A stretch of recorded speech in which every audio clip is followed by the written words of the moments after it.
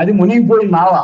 Okay చిన్నప్పటి గారు ఒక లంగలో అంటే చూసిన దూరంలో ఏమి కాపాడడానికి తెలకే ఏలాడుతా ఉన్నాడు చిన్నప్పటి. ఓకే చిన్నప్పటి గారు పాపం చిన్నప్పటి గారు వదిలేసి కూడా ఆల్టర్నేట్ చూసుకుంటే ఇదండి జరిగిందట.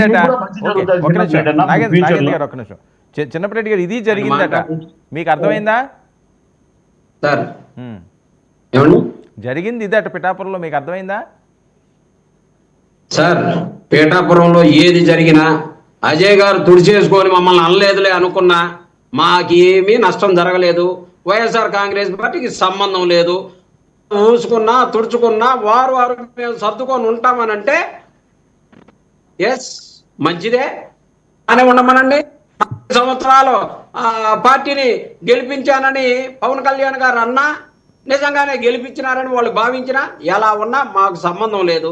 రెండోది సార్, జనసేన నాయకుల యొక్క జనసేన వారి యొక్క మూత్రాన్ని గోమూత్రంతో పోల్చారు చూడండి. ఇది తీవ్రంగా ఖండిస్తా ఉన్నాం సార్. ఇది గోమూత్రాన్ని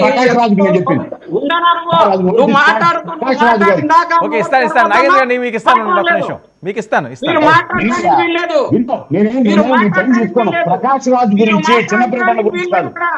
మీరు ఆగాలి. ఎంతో పవిత్రమైన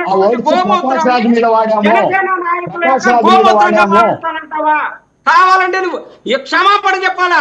గోమూత్రాన్ని అవమానించినటువంటి మీకు అసలు అదిగో పవన్ కళ్యాణ్ గారు చెప్పారు, మా తండ్రి గారు సిగరెట్ దీపారాధన ముందు కాల్చుకున్నారండి. అంతకన్నా నువ్వు మంచిగా మాట్లాడుతున్నావు. ప్రకాష్ రాజ్ సమర్థిస్తున్నావా? నేను చాలా గౌరవంగా చెప్తున్నా. పిచ్చి మాటలు మాట్లాడతాడు వాడికి, నువ్వు ఎందుకు వస్తున్నావు మధ్యలో? ఎంతో ఎంతో భక్తి పూర్వకంగా చేసేటటువంటి వాటిని మీరు ఏం సంబంధం, ఎందుకు వస్తున్నావు?